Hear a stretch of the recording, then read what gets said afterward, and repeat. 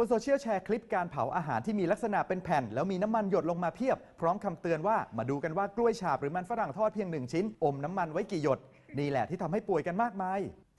ชัวร์เหรอเรื่องนี้ถ้าจริงก็น่าตกใจและต้องรีบบอกเตือนกันครับแต่ก่อนจะแชร์ต่อต้องเช็คให้ถูกชัวร์ศูนย์ชัวร์ก่อนแชร์สำนักข่าวไทยอสมทสอบถามกับอาจารย์ที่สถาบันโภชนาการมหาวิทยาลัยมหิดลที่เขาแชร์นี้จริงไหมครับไม่เสมอไปนะครับการเผาเนี่ยอาจจะทำให้อาหารเกิดการเผาไหม้นะครับแล้วก็เปลี่ยนกลายเป็นคาร์บอนโดยที่ไม่มีน้ำมันหยดลงมาก็ได้น้ำมันก็ถูกเผากลายเป็นคาร์บอนระเหยแห้งไปโดยไม่จำเป็นจะต้องหยดลงมาเสมอไปตรวจสอบต้นตอพบว่าคลิปนี้มาจากต่างประเทศเป็นการเผาบานาน่าชิพหรือขนมกล้วยทอดไม่ใช่มันฝรั่งทอดซึ่งผู้ทดสอบท่านนี้ก็ยังทำคลิปออกมาย้ำซ้ำว่านี่คือความน่ากลัวของอาหารทอดชนิดนี้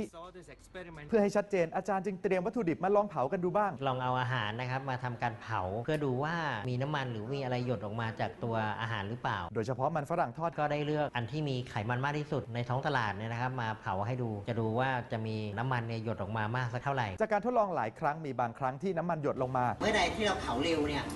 มันเกิดการเสียสภาพทันทีทันใดน้ำมันอยู่ไม่ได้มันก็เลยหยดแต่ก็มีที่น้ำมันไม่หยดมีโอกาสที่ไม่หยดขึ้นอยู่กับจังหวะในการเผาความร้อนแล้วก็ความเร็วในการเผาด้วยเมื่อลองกับขนมที่ทำจากกล้วยแบบไทยๆก็เช่นกันจะเห็นว่ามีสารบางชนิดหยดออกมาซึ่งอาจจะเป็นน้ำมันหรืออาจจะเป็นผลึกน้ำตาลที่ละลายหยดออกมาก็เป็นได้ดังนั้นเห็นได้ชัดว่าวิธีนี้ไม่ใช่การพิสูจน์ว่าอาหารนั้นมีน้ำมันมากน้อยแค่ไหนครับไม่แนะนำครับไม่ใช่วิธีที่เชื่อถือได้การเผาตัวอย่างแล้วมีน้ำมันหยดไม่ได้เป็นวิธีที่จะบอกได้ว่ามันมีไขมันอยู่สูงหรือต่ำแล้ววิธีจะตรวจสอบน้ำมันจริงๆต้องทำยังไงครับวิเคราะห์ด้วยวิธีและหลักการทางวิทยาศาสตร์ซึ่งจะได้ผลที่ถูกต้องน้ำมันเนี่ยบางครั้งแทรกอยู่ในเนื้อของอาหารไม่สามารถที่จะเห็นได้ด้วยตาเปล่าในอาหารที่ผ่านอย.ก็จะมีการทำฉลากโภชนาการซึ่งเราสามารถดูได้การเข้าห้องปฏิบัติการก็อาจจะยากเกินไปบางทีแค่นิ้วจับก็ทราบได้แล้วนะครับว่ามันแค่ไหนมีน้ำมันติดมือเนี่ยนะครับหรือว่ากระดาษซับมีน้ำมันติดออกมาอาจจะแสดงว่าอาหารนั้นน่ะมันมีน้ำมันอยู่สูงยิ่งกว่านั้นอาจารย์ยังห่วงว่าการทดสอบนี้จะทำให้เกิดความเข้าใจผิด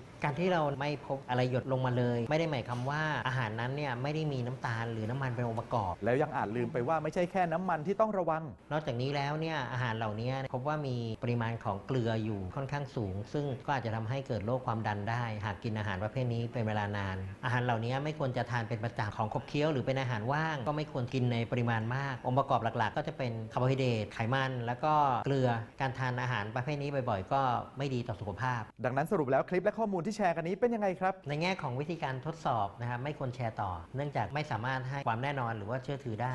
การระวังเป็นเรื่องที่ดีนะครับแต่จะให้ดีถ้าอยู่บนหลักฐานและวิธีการที่ถูกต้องด้วยครับยังมีอีกหลายเรื่องน่าสงสัยบนสังคมออนไลน์หากได้รับอะไรมาอย่าเพิ่งแชร์ต่อร่วมตรวจสอบไปด้วยกันกับชัวร์ก่อนแชร์ถ้าได้อะไรมาอย่าเพิ่งรีบเชื่อนะคะ